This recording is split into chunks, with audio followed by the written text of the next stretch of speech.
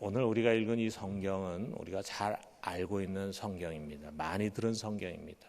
어떻게 보면은 성경 속에 표현되어 있는 것 중에 가장 대표적인 부흥을 우리에게 상징적으로 말해주는 그런 내용입니다.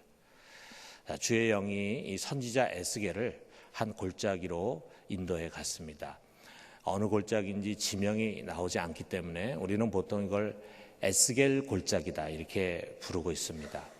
자, 그 골짜기를 지나는데 보니까 뼈들이 쌓여져 있는 거예요. 얼마나 놀랬겠습니까? 그런데 그 골짜기를 지나가면서 보니까 골짜기 전체 사방이 아주 힘이 많은 뼈들로 가득 차 있었다라고 말하고 있습니다. 그 모든 것을 다 살펴본 다음에 하나님이 에스겔에게 묻습니다. 3절에 보니까 그가 내게 이르시되 인자야 이 뼈들이 능히 살 수 있겠느냐 이렇게 물으십니다. 어떻게 살 수 있겠습니까? 그 뼈들은요 진액도 없어요. 아주 바싹 말라있다고 말하고 있습니다. 전혀 살 수 없는 뼈, 아무 쓸모없는 뼈, 오히려 사람들에게 혐오감과 공포감만 주는 그런 무익한 존재들 아니겠어요? 자, 이 수많은 뼈들이 상징하는 것이 무엇일까? 하나님 이 뼈 무더기를 통해서 무엇을 가르쳐 주려고 하는 것일까? 우리가 뒤에 되어지는 일들을 계속 보면은 이 뼈들은 이스라엘을 가르치고 있는 것을 알 수 있습니다. 그들이 바벨론에 완전히 패망했습니다. 하나님이 주신 약속의 땅 가나안에서 추방당하고 그리고 전혀 낯선 땅에 포로로 지금 끌려와서 비참하게 살아가고 있습니다. 이들이 포로로 끌려온 지 70년 만에 드디어 이제 예루살렘으로 귀환을 시작하게 되는데 여기 지금 에스겔은 포로로 끌려온 지 5년 지나서부터 약 27년 정도 될 때까지 선지자 활동을 하게 됩니다. 그러니까 우리가 이 골짜기로 끌려간 것은 아마 포로 초창기, 그러니까 이스라엘이 가장 힘든 시기였을 것이라 이렇게 생각할 수 있습니다. 지난번에 이제 우즈베키스탄에 우리가 갔을 때 김병하 박물관이라는 박물관이 거기에 있더라고요. 타시켄트 인근에 이렇게 한글로 적혀 있는 박물관이 있었습니다. 자, 우즈벡이 옛날엔 소련 연방이었죠. 그 지역에 아주 존경받는 유명한 사람들이 잘 알려져 있는 지도자로 김병하 씨라는 분이 있었는데 그분에 대한 여러 가지 자료들을 이제 해놓은 박물관인데 그 박물관을 이렇게 보다 보니까 우리 옛날에 고려인들이 어떻게 그곳에 가게 되었는가 하는 것이 이제 자세히 안내가 되어 있었습니다. 소련의 스탈린이 연해주에서 잘 살고 있는 우리 고려인들, 우리 조상들이죠. 그들을 이곳 낯선 땅 우즈벡으로 강제로 이주를 시킨 거예요. 뭐 거기서 또 시간이 가면서 우리 한국 사람들은 뭐 어디 가나 억척스럽고 생활력이 강하기 때문에 어려움을 딛고 일어서고 그 사회에서 무시할 수 없는 그런 민족이 되었습니다. 그러나 처음에는 얼마나 어려웠겠어요. 그들은 어디로 가는지도 모른 채 기차를 타고 아주 오랜 시간 달려와서 여기에 내려졌어요. 그 당시에는 허허벌판이었습니다. 집도 없어요. 추운 지역이잖아요. 먹을 것도 없어요. 그래서 첫 해에는 많은 사람들이 죽었다 그럽니다. 아마 이스라엘 역시 비슷하지 않았을까 생각이 됩니다. 특별히 그들은 전쟁에서 패배한 포로다 보니까 아마 더 비참하게 다뤄졌을 것이다 생각이 돼요. 여러분, 이스라엘이 누굽니까? 그들은 하나님의 영광을 위해서 그를 찬양하도록 세상에서 선택받은 선민들이에요. 그런데 도리어 하나님께 영광이 돼야 할 그들이 하나님의 영광을 가리우는 자들이 되고 말았습니다. 이들은 암흑 같은 세상을 비치는 하나님의 빛이고 의의 군사로 부름을 받았지만 도리어 완전히 패망해서 무장 해제당하고 그리고 포로로 끌려와서 이제 저 이방인들의 놀림감이 되고 있습니다. 그냥 이들이야말로 이 에스겔 골짜기에 쌓여져 있는 뼈와 같은 존재들입니다. 자, 그런데 이 뼈들은요, 포로로 끌려간 이스라엘만을 의미하는 것이 아닙니다. 이 세상 가운데서 하나님 나라로, 하나님의 백성으로, 그의 거룩한 군사로 부르심을 받은 우리 그리스도인들 역시 마찬가지예요. 우리는 그저 우리 한 사람 구원받게 하기 위해서 부르심 받은 것이 아닙니다. 이 세상을 구원하고 이 세상에 빛이 되고 소금이 되게 하기 위해서 주님께서 우리를 부르시고 구원하시고 세워주셨어요. 자, 그런데 여러분, 이 시대를 살아가고 있는 우리는 과연 어떻게 살아가고 있는지 한번 우리 자신을 한번 생각해 봐요. 주님께서 교회를 향해서 너는 세상의 빛이다, 너는 세상의 소금이다, 이렇게 선언하셨습니다. 그런데 과연 우리는 이 말씀을 듣기에 합당한 자로 살아가고 있는가? 우리가 한번 우리 자신을 냉정하게 돌아봐요. 우리는 과연 세상의 어둠을 밝히는 빛인가? 아니면은 우리의 게으름과 악함으로 말미암아 전혀 빛이 비춰지지 못하도록 마치 키의 그릇에, 큰 그릇에 담겨져 있는 등잔불 같이 그 모든 빛이 가려져 있는 것은 아닌가? 과연 우리는 세상의 소금입니까? 세상이 부패해가는 것을 막는 소금, 아무 맛이 없는 닝닝한 음식에 간이 되어서 맛있게 만드는 그 소금, 과연 우리는 그 소금인가? 아니면은 맛을 다 잃어버린 소금인가? 우리의 선한 행위로 하나님의 영광을 드러내는 그런 삶을 살고 있는가? 아니면 그저 자기 살기에 급급하고 세상 가치와 풍조를 뒤쫓아가면서 세상의 포로가 되어버린 그런 무기력한 신앙인은 아닌가? 우리는 세상의 문화를 정복하고 개혁해 나가야 할 그리스도의 군사입니다. 세상의 모든 문화의 시작은 우리 하나님으로부터 시작이 됐어요. 그런데 이 세상의 죄로 인해서 모든 문화가 다 오염이 되고 왜곡되었는데, 이제 우리가 하나님의 자녀로 부르심을 받아서 그 모든 것을 다시 변화시켜 나갈 수 있는 그러한 자로 세움 받았는데, 과연 우리는 그런 그리스도의 군사의 역할을 하고 있는가? 아니면은 세상 문화에 끌려다니는 종이 되어 있는 것은 아닌가? 세상의 재미, 세상의 즐거움과 쾌락, 세상의 화려함, 세상의 권력, 세상의 출세, 세상의 영광, 이것이 알게 모르게 우리의 삶의 우선순위가 되어 있는 것이 아닌가? 이 시대를 살아가고 있는 세상 사람뿐만 아니라 이런 것들이 우리 그리스도인들의 마음을 점령해 버린 것이 아닌가? 우리 자신을 돌아보자고요. 심지어는 근간에 와서는 세상 정치에 함몰이 돼가지고 정치 활동을 신앙 활동으로 착각하고 있는 교인들이 생겨나고 있습니다. 교회 와서도 정치 활동을 해요. 깊이 병들어가고 있는데 그것을 모르고 있어요. 무엇보다도 이 세상의 만몬의 힘 앞에 많은 그리스도인들이 무릎을 꿇고 있습니다. 그 앞에 절하고 충성되면서 돈의 종으로 살아가고 있습니다. 여러분, 어찌 보면은 참 이 강력하고 막강하고 어떻게 보면 기독교에 반하는 그런 거대한 이 흐름 앞에서 우리는 지금 골짜기의 뼈와 같은 모습입니다. 세상 속에 무기력한 존재. 우리가 다시 과연 살아날 수 있을까? 과연 그것이 가능할까? 이 시대에 교회가 다시금 빛과 소금의 자리로 돌아올 수 있을까? 우리 힘으로는 할 수 없습니다. 우리 힘으로는 애굽의 포로에서, 바벨론의 포로에서, 세상의 포로에서 벗어날 수가 없습니다. 오직 그것은 모든 힘과 생명의 근원이신 하나님만이 하실 수 있는 거예요.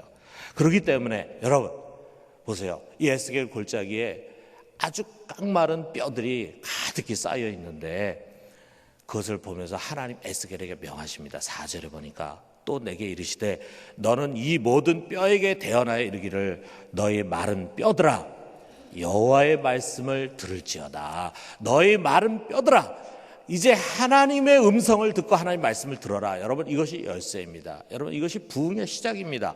다른 것 들어서는 안 됩니다. 다른 소리를 듣고 방황해서는 안 됩니다. 그래서 우리 살릴 수가 없어요. 우리를 살릴 수 있는 것은 오직 하나, 하나님의 말씀입니다. 여러분, 우리가 이걸 들을 때 살아나는 거예요. 그가 우리를 살리기 위해서 말씀합니다. 에스겔이 이 말씀을 대언하는 거예요. 뼈들아 붙어라. 힘줄아 붙어라. 살과 가죽아 뼈 위에 덮여라. 이렇게 선포를 합니다. 그러자 뼈들이 그 말씀을 들으면서 서로 맞춰져 가지고 사람의 형상을 만들고, 그리고 그 위에 힘줄이 붙고, 그리고 거기에 살이 붙고, 그 위에 가죽이 덮여져 그 뼈들이 사람이 됐습니다. 그 장면을 우리가 직접 볼 수 있었다면 얼마나 놀랐겠어요. 그 뼈들이 말이죠, 막 서로 붙어져 가지고 사람의 형체가 되더니 거기에 힘줄이 붙고, 그 다음에 살이 붙고, 그 다음에 가죽이 붙어 가지고 우리와 같은 이런 사람의 모습이 됐습니다. 자, 그런데 사람의 모습 된다, 아직 중요한 게 빠졌어요. 생기가 없습니다. 이게 에센스잖아요. 이게 중요한 거잖아요. 이거 없으면 뭐 사람 모양 아무리 갖춰졌다 해도 아무 힘이 없습니다. 움직이지도 못합니다. 그런데 드디어 하나님이 에스겔에게 다시금 생기를 향해서 대언하라고 말씀하십니다. 그러자 이제 에스겔이 생기를 향해서 선포합니다. 9절에 보니까 주 여호와께서 이같이 말씀하시기를, 생기야, 사방에서부터 와서 이 죽음을 당한 자에게 붙어서 살아나게 하라 그랬어요. 자, 그러자 어떤 일이 일어납니까? 10절에 보니까 생기가 그들에게 들어가매 그들이 곧 살아나서 일어나 서는데 극히 큰 군대더라. 놀라운 일입니다. 그 마른 뼈들이 사람으로 살아서 일어나가지고 다시 싸울 수 있는 군인들이 되는데 보니까 아주 극히 큰 군대를 이루게 되었더라 이거죠. 세상을 변화시킬 수 있는 강력한 힘을 가진 군대로 다시금 서게 되더라 이거죠. 여기에 생기라고 하는 말이 히브리어로 루아흐라고 하는 말인데요. 이거는 바람이라는 뜻도 되고 생명이라는 뜻도 되는데 아울러서 영이라고 하는 뜻으로 사용이 됩니다. 그렇기 때문에 이 구약 성경 히브리어로 되어 있는 것을 헬라어로 번역한 70인경에서는 이 루아흐를 푸뉴마로 번역해도 푸뉴마가 영이라는 뜻이 영. 이 루아흐 푸뉴마는 하나님의 영, 곧 성령을 가르치는 것입니다. 마른 뼈에 힘줄이 붙고 살과 가죽이 붙어서 사람 형체는 가졌는데 아직 살아난 게 아니에요. 마치 겉으로 보면은 살아있는 사람처럼 보여져. 마치 경건한 습관을 잘 갖추고 있어요. 예수 믿는 사람처럼 보여집니다. 예수 믿는 사람이 하는 일을 다 하고 있어요. 그런데 그 속에 진정한 생명력을 갖고 있지 못해 그런 그리스도인들을 우리가 연상하게 됩니다. 매주일 예배도 드립니다. 목장에도 나갑니다. 이런저런 훈련도 받고 헌신도 하고 봉사도 하고 나름 신앙을 지켜가려고 애쓰는데 막상 그 속에 이 세상 속에서 그런 연약한 그리스도인, 영향력이 없고 힘이 없는 그리스도인으로 살아가고 있어요. 그런 사람들이 얼마나 많은지 모릅니다. 세상 기세에 눌려서 전도할 용기조차 갖지 못하고 문제를 발견해도 그것을 치고 나갈 힘이 없습니다. 여러분, 거기에 필요한 것이 있습니다. 바로 성령입니다. 성령. 생기가 그들 속에 들어갈 때 그들이 벌떡 일어나서 극히 큰 군대를 이룬 것처럼 성령이 다시금 우리 가운데 충만하게 임해야 합니다. 여러분, 우리의 힘으로가 아니라 성령의 힘으로 신앙생활 하는 것입니다. 성령의 힘으로. 성령의 능력으로 우리는 하나님의 일을 해야 합니다. 성령의 능력으로 영적 전쟁을 벌이는 것입니다. 성령의 능력으로 복음을 전하고 성령의 능력으로 복음에 합당한 삶을 살아가는 것입니다. 여러분, 우리 교회가 성령의 능력으로 충만할 때 비로소 극히 큰 군대가 될 수 있어요. 정말 이 시대에 하나님의 큰 사역을 할 수 있게 될 것입니다. 여러분, 사람 수가 많아서 하나님의 큰 일을 하는 것이 아니에요. 사람 수가 많아서 건강한 교회가 되는 것이 아니에요. 성령의 은혜를 힘입어서 우리가 이 에스겔 골짜기에 다시 깨어난 군대와 같이 지극히 큰 군대가 될 때 우리는 이 시대에 정말 큰 사역을 감당할 수가 있습니다. 그러나 여러분, 생기가 없으면, 성령이 충만하지 않으면 우리는 그저 흉내내는 교회만 될 것입니다. 옳은 것이 무엇인지 분별할 줄 알겠죠. 그러나 그것을 분별하는 것으로 그 일을 할 수 있는 것이 아니잖아요. 그것이 옳음에도 불구하고 그것을 감당할 수 있는 힘이 없으면 우리는 할 수 없습니다. 어떻게 보면 우리 각 사람은 그저 모양만 갖추고 능력을 갖지 못한 형식적인 그리스도인으로 살아가게 될 것입니다. 사랑하는 성도 여러분, 우리 하나님은 완전히 말라 비틀어 죽어버린 뼈들을 살리셨어요. 이것은 하나님만이 할 수 있는 일입니다. 그의 영을 그들 가운데 부어주셨습니다. 하나님의 영을 그들 속에 나눠주셨어요.